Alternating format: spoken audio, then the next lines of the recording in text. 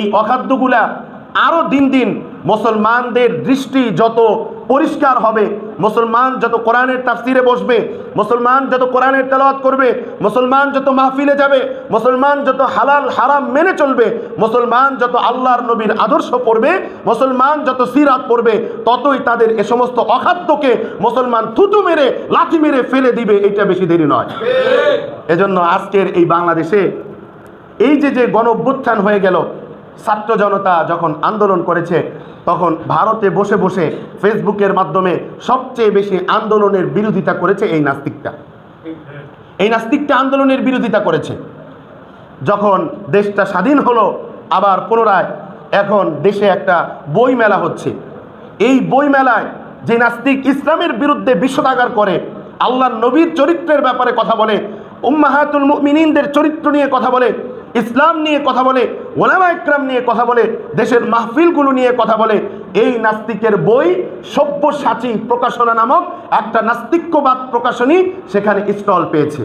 এইটা বর্তমান এই গণ অভ্যুত্থানের পরের স্বাধীন দেশে এটা সবচেয়ে বড় দুঃখজনক বিষয়।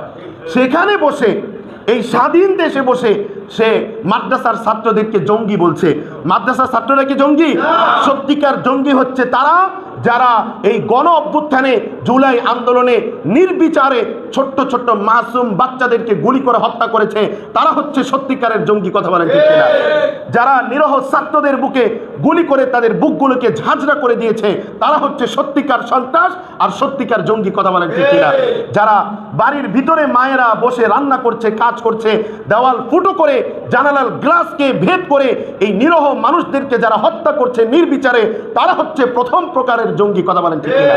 যারা আলেমদেরকে বন্দী করেছে, যারা আলেমদের পায়ে তারা শিকল বেরি পরিয়ে আলেমদের পাগুলোকে হাতগুলোকে পচিয়ে ফেলেছে, আলেমদের ব্যাপারে কুৎসা রটিয়েছে, আলেমদের ব্যাপারে বদনাম ছড়িয়েছে, এই জমিনে তারা হচ্ছে সবচেয়ে বড় জঙ্গিবাদ, তারা হচ্ছে সবচেয়ে বড় সন্ত্রাস।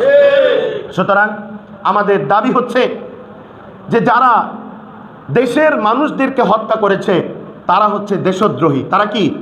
দেশদ্রোহী। দেশদ্রোহীদেরও বিচার করতে হবে। কিন্তু এর আগে যারা ইসলাম নিয়ে কথা বলে, যারা কোরআনের বিরোধিতা করে, যারা রাসূলের বিরোধিতা করে, তারা হচ্ছে খোদাদ্রোহী। কথা বলেন ঠিক কিনা?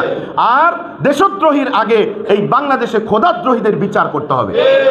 এজন্য তাদের বই যেমনি ভাবে আজকে তাওহীদি মুসলমান এই মেলা থেকে ছুঁড়ে মেরেছে, আমরাও আমাদের জীবন থেকে এ সমস্ত একেবারে কুয়ার ব্যাংকদের লেখাগুলো আমরা আমাদের ডাস্টবিনে নিক্ষেপ করব। কথা বলেন ঠিক কিনা? আমরা কোনোদিন এগুলো পড়বো না। আমরা পড়বো কোরআন। কোরআন যখন আমার জীবনে আমি আনবো, আমার জীবনের সমস্ত অশান্তিগুলো কোরআন দূর করে দিবে। সুবহানাল্লাহ। আমার জীবনের সকল পথভ্রষ্টতাগুলো কোরআন দূর করে দিবে, আমার জীবনের সকল ভুলগুলো কোরআন দূর করে দিবে। আমি যদি জাহান্নামের কিনারায় থাকি, আমাকে কোরআন হেদায়েতের পথে পরিচালিত করে আমাকে জান্নাতি বানিয়ে দিবে। বলেন সুবহানাল্লাহ।